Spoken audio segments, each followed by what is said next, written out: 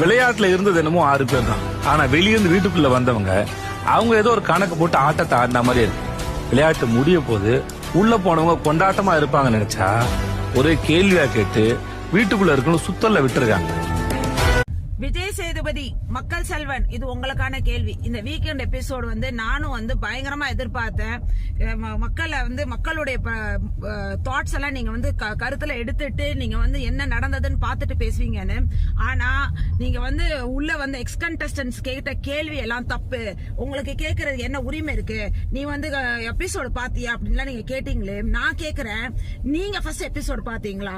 நீங்க என்ன நடந்தது ஃபர்ஸ்ட் பாத்தீங்க? நீங்க ஃபர்ஸ்ட் பிக் பாஸ் ஷோவே பாக்குறீங்களா?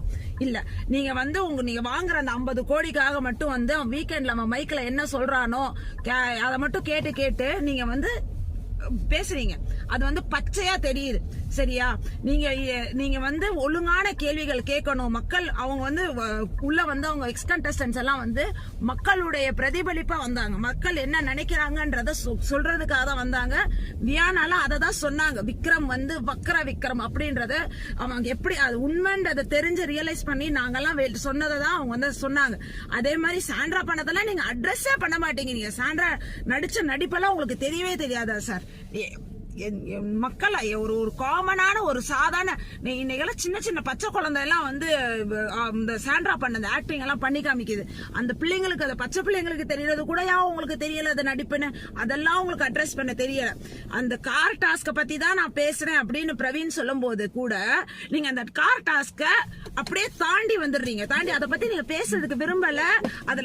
அதுல நடந்தது நடிப்புன்னு சொல்லவும் நீங்க விரும்பல.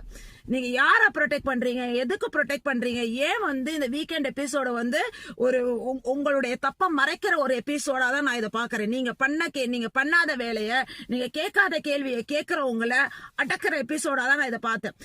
இன்னைக்கு நீங்க கொடுத்த சப்போர்ட் விக்ரமுக்கும் சாண்ட்ராக்கும் நீங்க கொடுத்த support, you see the result. Sandra is evicted. சாண்ட்ராக்கு ஓட்டு கிடைக்கல.